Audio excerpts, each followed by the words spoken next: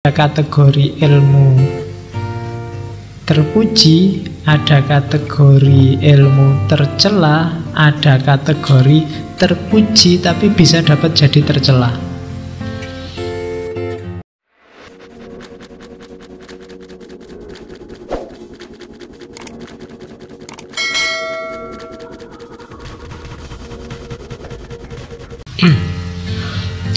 Kalau ini inovasi-inovasi di pesantren beliau. Yang pertama, mirip kayak Kiai Dahlan kemarin, menginisiasi model madrasah. Kalau sebelumnya kan ngaji di pondok itu ya ilmu agama saja, tidak ada ilmu umumnya.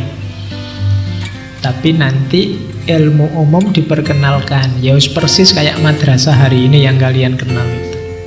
Jadi itu diperkenalkan di pesantren Tebu Ireng zaman itu, termasuk nulis yang pakai huruf Latin, belajar bahasa Belanda dan lain sebagainya.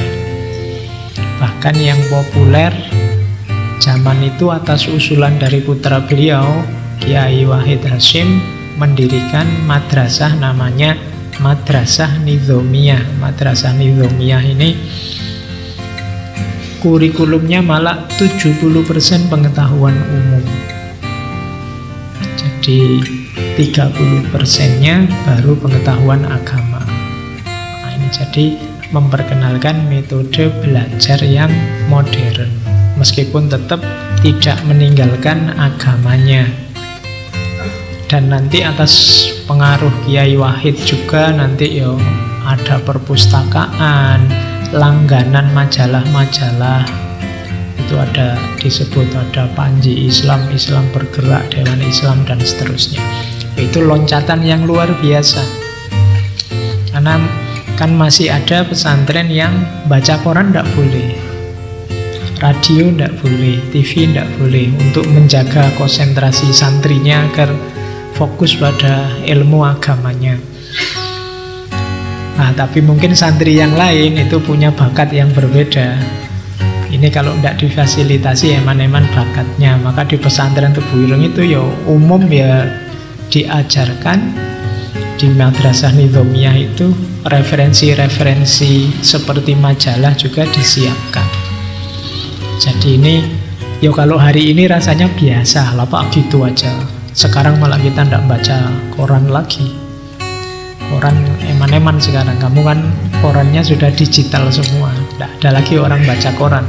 Zaman dulu orang baca koran itu ya kelihatan elit, atau kalau kelompok tertentu itu dianggap buang-buang waktu. Kayak hari ini, kamu kok HP-nan terus toh.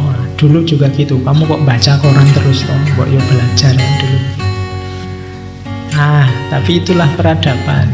Zamannya menuntut kita berakselerasi, harus ada inovasi-inovasi. Dan ternyata simbah-simbah kita, kiai-kiai kita dulu ya tidak seperti bayangan kita terus anti kemajuan. Mereka juga mau menerima kemajuan kalau itu jelas manfaatnya. Jadi mereka filternya lebih canggih. Jadi ini dari sisi pendidikan, inovasi-inovasi ini sudah dilakukan zaman Kiai Hasyim di pondok pesantren Tebu Ireng. Beliau ini ya hidupnya sejak pagi sampai malam ya isinya mengajar sesuai keahlian beliau. Beliau ini terkenalnya ilmu hadis, nanti terkenal ngaji Bukhari di pesantren beliau.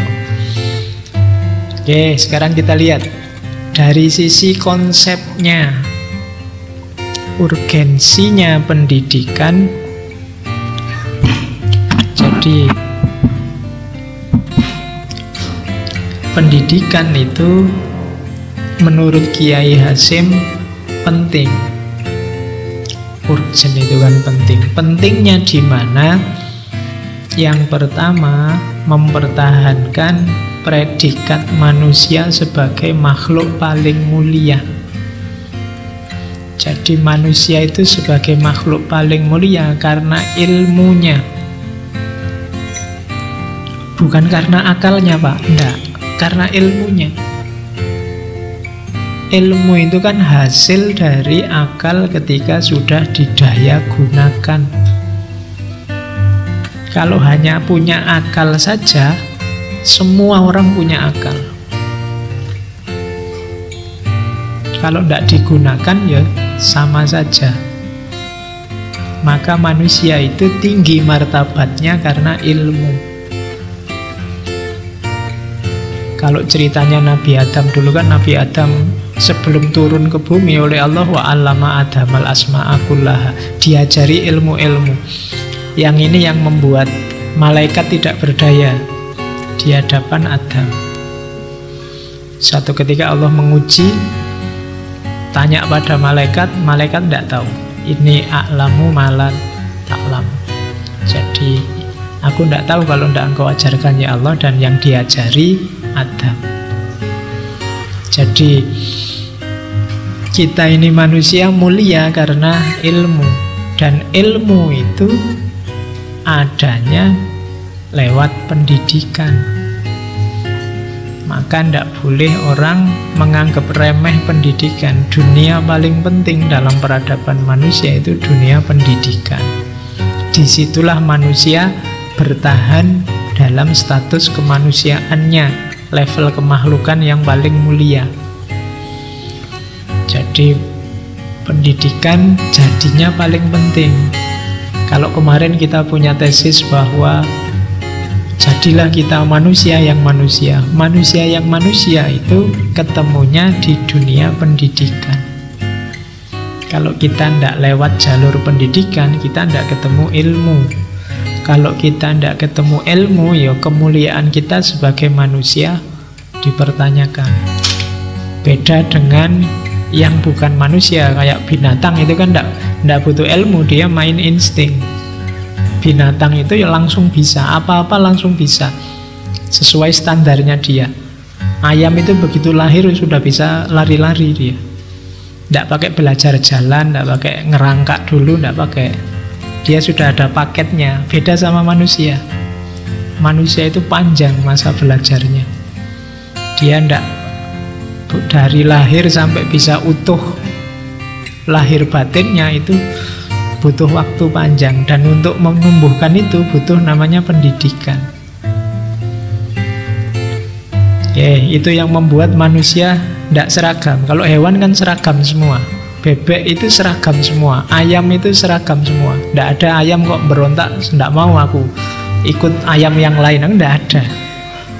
Ya kan, sapi juga nggak ada yang berontak. Wah, ini biasanya kalau bulan-bulan gini kita disembelih semua, ayo kita berontak, tidak ada. Besok digituin lagi, ya manut lagi.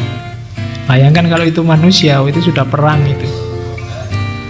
Masa aku disembelihi terus? Tapi tidak. Yang bisa seperti itu hanya manusia.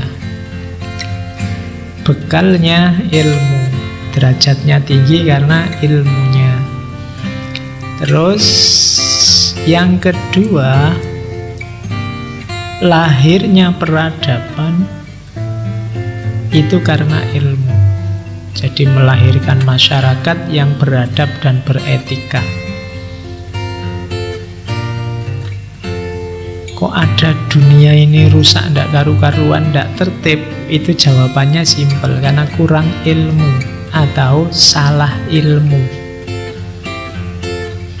Keliru yang dipelajari atau tidak mau belajar. Sejak dulu kok isinya kita perang terus, Pak. Masalahnya sama, tidak selesai-selesai. Mungkin kita tidak belajar. Ilmu kita tidak tambah-tambah. Harusnya kalau ilmunya nambah kita berubah. Tapi kok tidak berubah, berarti kita tidak belajar. Kita tidak berbudaya dan tidak beretika. Kenapa? Ilmunya macet. Loh, tapi semua orang sekolah loh, Pak. Mahasiswa banyak. Bayangkan setahun itu berapa kita menghasilkan sarjana di seluruh Indonesia. Satu kampus kayak di UIN tadi 600 orang di wisuda. Anggap saja standar ya 600 setahun, 4 kali wisuda, 6 kali 4 2400, 2500 satu kampus setahun. Anggap saja mereka menghasilkan satu skripsi. Satu skripsi itu menyumbangkan apa untuk masyarakat? Satu skripsi anggap saja kecil sumbangannya. Tapi kalau kali 2.500 itu harusnya Indonesia ini tentrem makmur. Dihitung dari jumlah skripsinya. Ya kan, kamu tidak akan kehabisan teori, tidak akan kebingungan nyari jawaban masalah. Wong yo skripsi di mana-mana isinya rumusan masalah dan kesimpulan.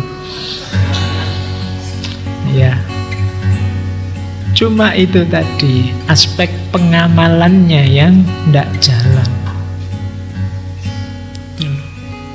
Kalau dihitung, anggap saja, ayo dicari skripsi yang tentang etika atau akhlak, jumlahnya berapa? Oh, itu harusnya kalau satu skripsi mempengaruhi 100 orang misalnya, itu 2.500 skripsi tinggal dikalikan dari satu kampus. Belum kampus-kampus besar yang lain. Wow, Indonesia jaya itu sudah. Hanya dari skripsi saja. Harusnya begitu.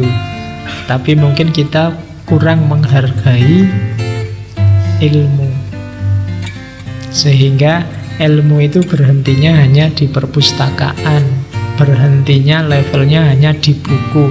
Kamu sudah bangga luar biasa kalau ilmumu terbit jadi buku.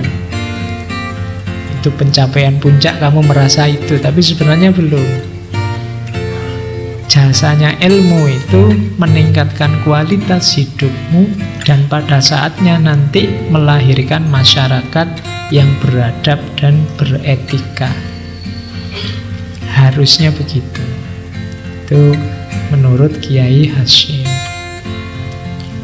Kemudian yang ketiga, ilmu itu penting, urgent, bahkan lebih penting, lebih utama daripada ibadah-ibadah yang sunnah. Kalau yang wajib ya wajib dilakukan. Tapi yang sunnah, ya sunnah ini kan yang pilihan. Kenapa ilmu lebih utama daripada ibadah sunnah? Ibadah sunnah itu kan individual, hanya untuk dirimu.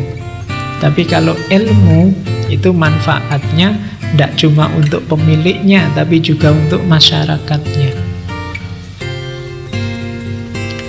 Makanya membaca buku, belajar itu dianggap lebih utama daripada hanya ibadah sunnah saja. Misalnya kalau kamu malam mau tahajud, yo kalau ada waktu jangan cuma tahajud, ada belajarnya.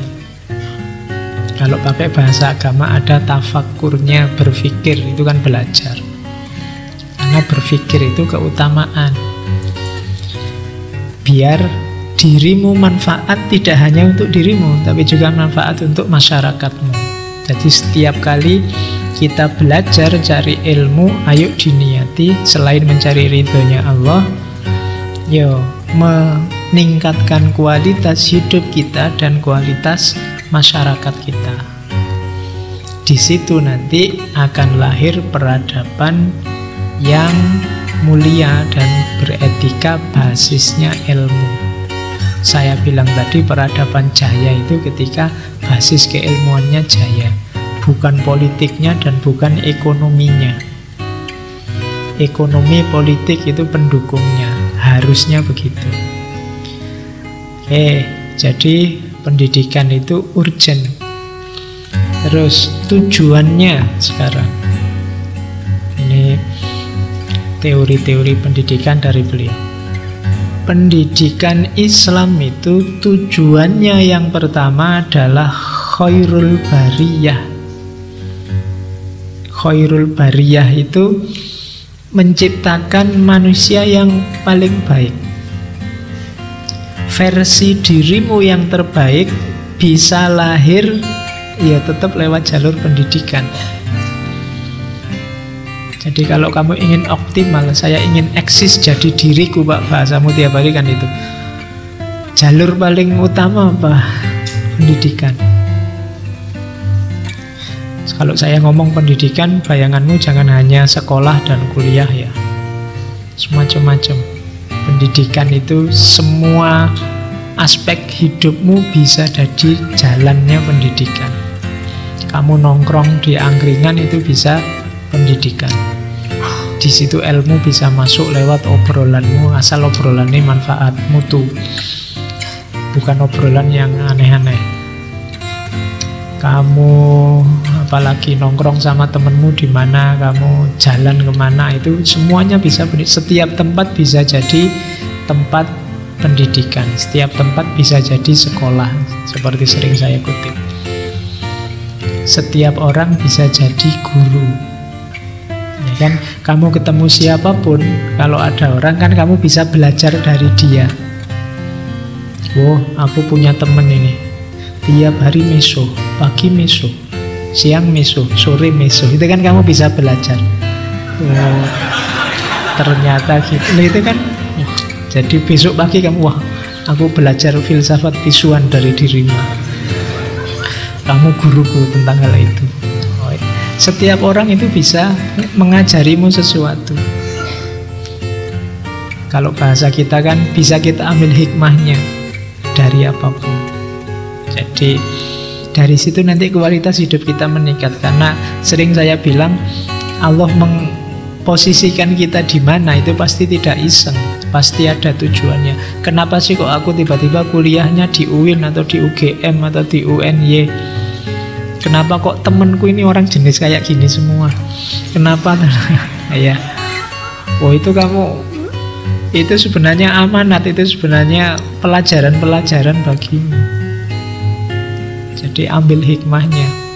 Mungkin itu jadi bekalmu nanti, hidupmu mungkin ada hubungannya dengan riwayat hidupmu.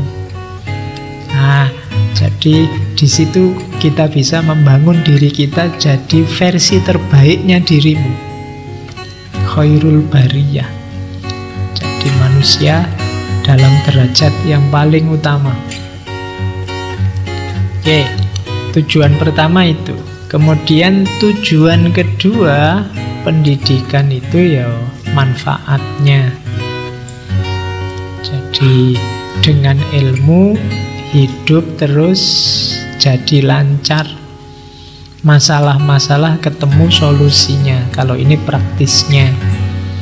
Yang pertama tadi pengaruhnya pada individu, kalau ini manfaat nyatanya. Jadi pendidikan itu yang pertama ke dalam, yang kedua keluar, manfaat untuk sekelilingmu, dan yang ketiga ke atas, mencari ridhonya Allah. Jadi dia membangun dirimu, dia berkontribusi untuk masyarakatmu, dan yang terakhir ilmu adalah jembatanmu untuk mendapatkan ridhonya Allah.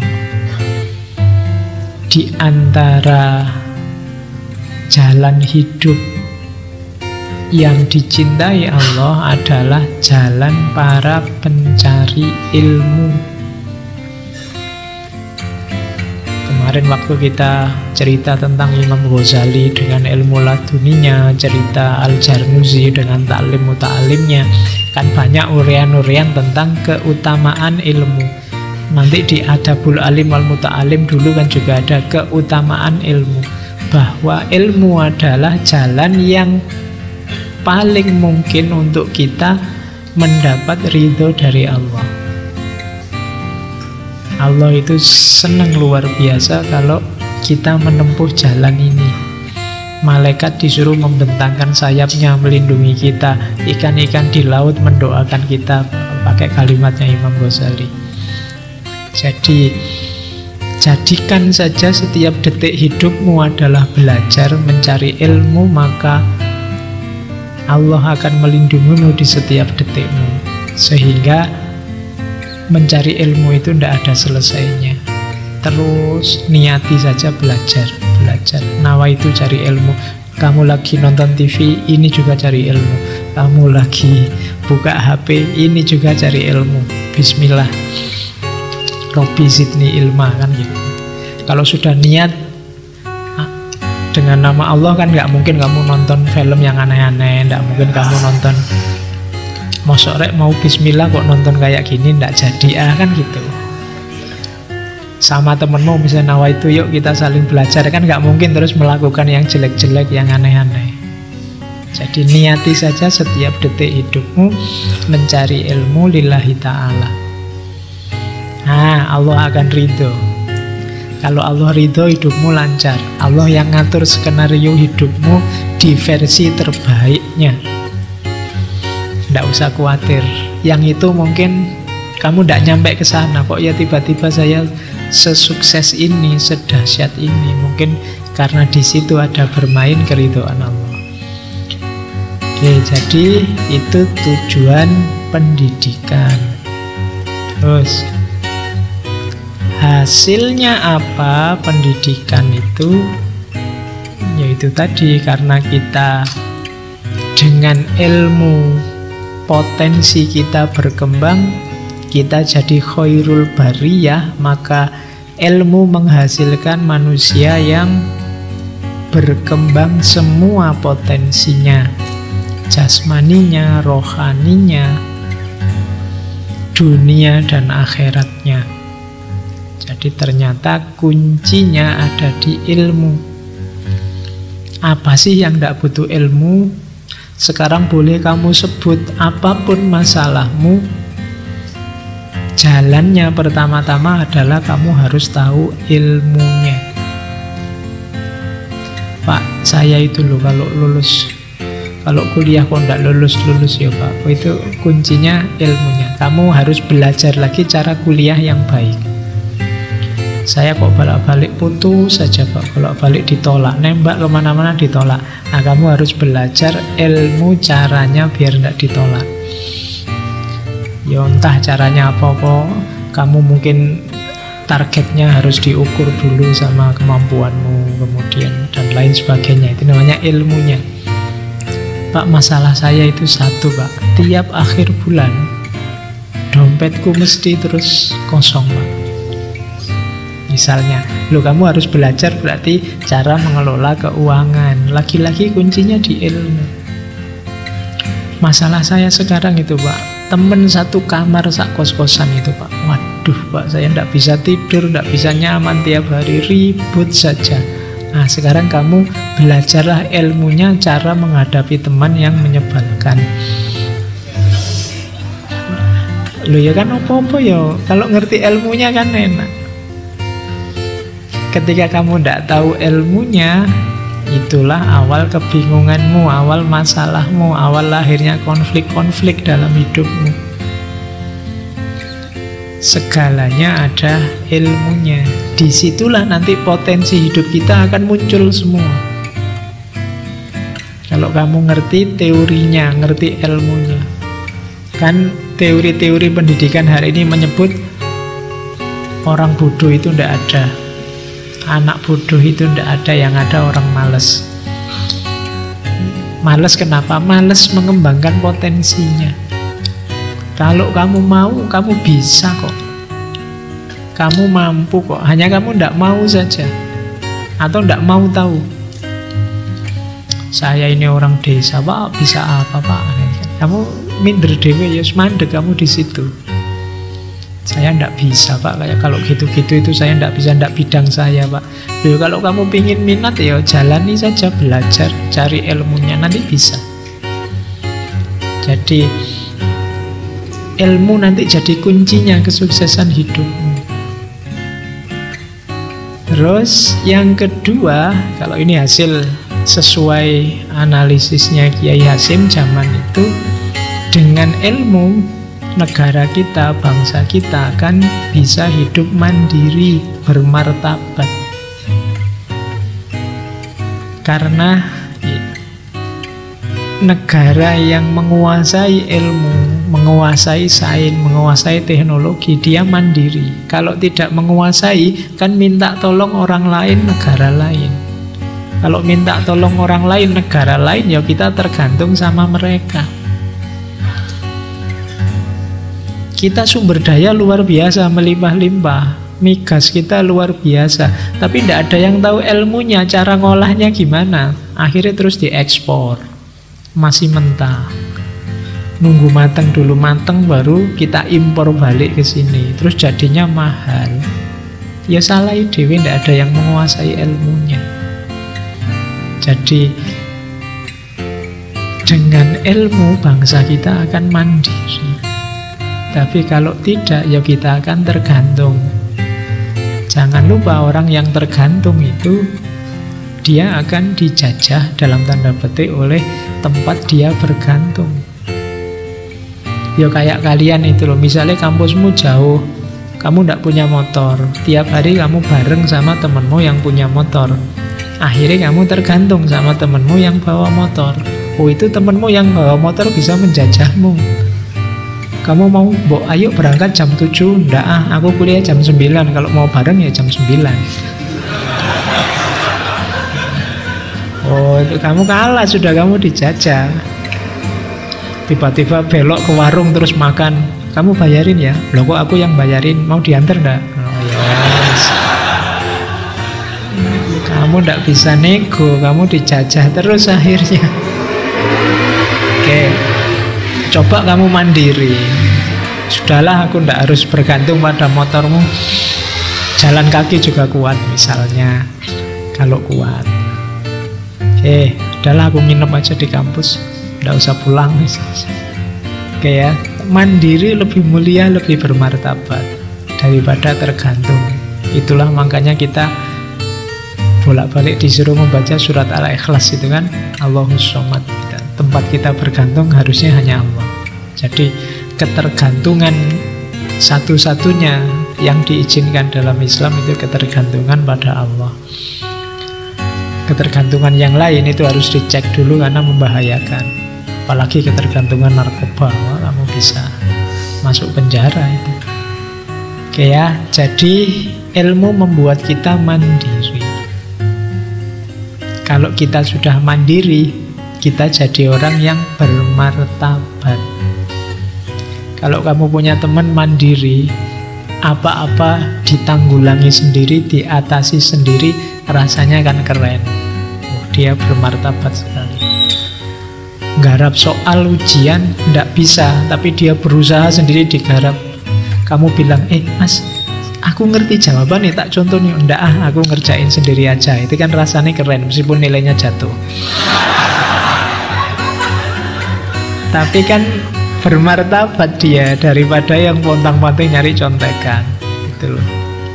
Kamu lebih menghargai temenmu yang mandiri. Ndak lah, ndak bisa tak kerjain sendiri. Aku mandiri wis, ndak pengen nyontek yang lain. Itu kan rasanya keren.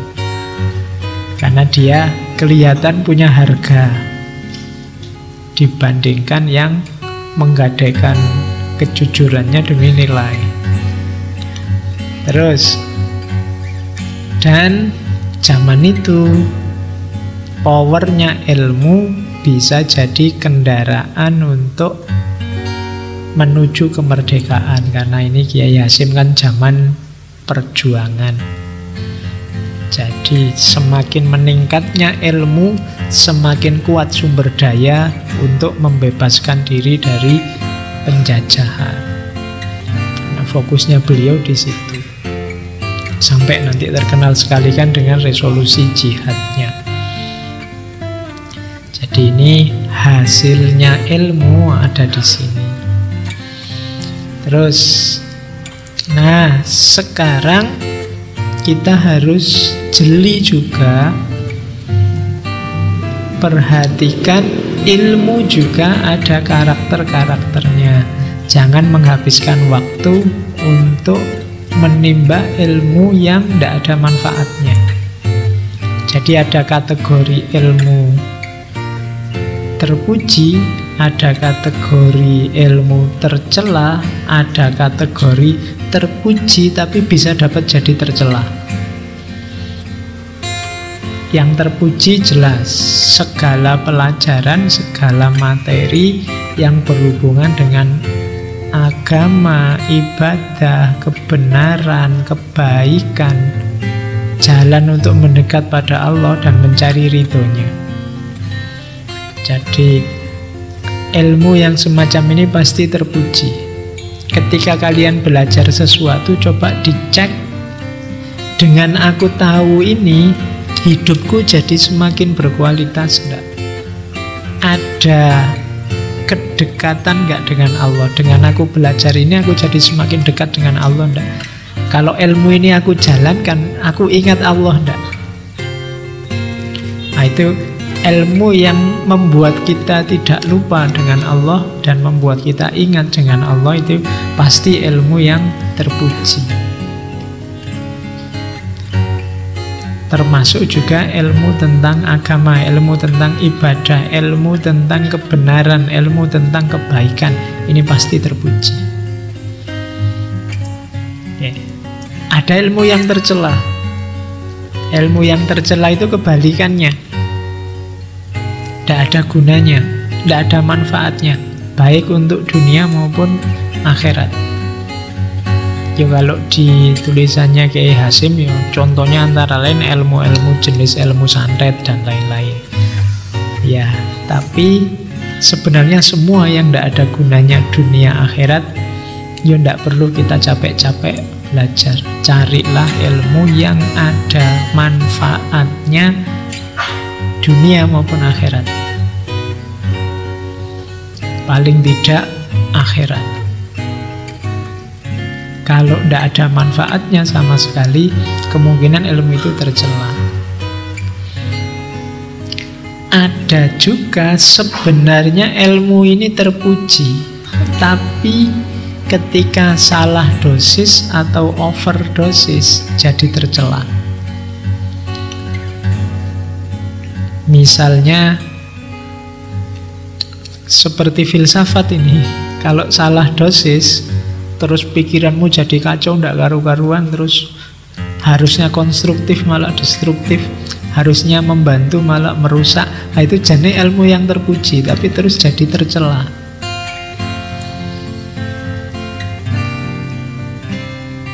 Dia ndak cuma filsafat, ilmu apapun kalau kita salah dosis, overdosis, biasanya terus jadi tercela. Bahkan ilmu agama juga begitu. Tasawuf ngurusi batin itu bagus, tapi kalau overdosis apa-apa dilihat batinnya, terus tidak peduli sama lahir, jadinya kebatinan. Terus kamu sudah sholat mas? Batin saya itu pak selalu sholat. Kue overdosis itu bahaya. Ilmunya terpuji tapi karena overdosis terus jadi tercela. Yo kayak yang fikih misalnya, fikih itu bagus utama, tapi yo ndak semuanya kamu hukumi kayak fikih. Nanti apa-apa ditanyakan, laptop ini halal, haram, apa makruh, apa-apa kamu cari hukumnya. Mikrofon ini kira-kira halal apa haram. Oke, nah itu terus jadi gegeran. Padahal ilmunya terpuji, tapi kalau kita overdosis terus jadi tercela. Perhatikan karakter ilmu yang kita serap. Karena ilmu yang kita serap masuk ke pikiran kita, itulah yang membentuk diri kita. Maka kayak makanan. Makanan itu kan kalau yang kita masukkan bergizi-bergizi, ya kita sehat. Tapi kalau yang kita masukkan kolesterol, banyak lemak, terus kita kegemukan, ya pada saatnya kita akan stroke, kena jantung. Tidak sehat. Jadi cari yang jelas terpuji, atau yang terpuji tapi jalankan secara benar, secara tepat. Jangan overdosis, jangan salah dosis. Hidup ini yo ada batasnya masing-masing. Kapan kita ada di level tasawuf, sufistik yang mengurusi batiniah, kapan kita di level rasional yang membahas secara argumentatif, kapan kita ada di level fikih yang normatif sesuai ajaran. Jadi harus ngerti dosisnya. Banyak orang diskusi, debat, sehingga hal yang terpuji terus jadi tidak terpuji. Ahli fikih debat sama ahli tasawuf misalnya, ini memang ranahnya beda, ya mesti tidak nyambung. Disambung-sambungkan juga terus tidak nyambung, akhirnya gegeran. Padahal ranahnya beda. Debat yang sini pakai teori ekonomi, yang sana pakai teori ikhlas.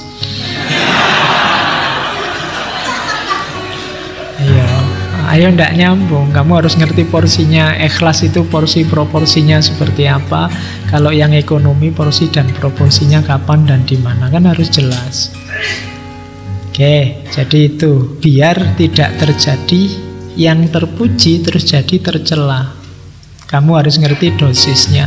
Teorinya tokoh ini itu pasnya digunakan dalam situasi ini untuk mengatasi masalah ini. Kalau tokoh itu pasnya digunakan dalam situasi itu mengatasi masalah itu. Karena kalau salah tempat, ya bisa salah. Ilmu yang semula terpuji bisa jadi tercela. Jadi perhatikan ya, penggunaan ilmu juga kamu harus tahu ilmunya.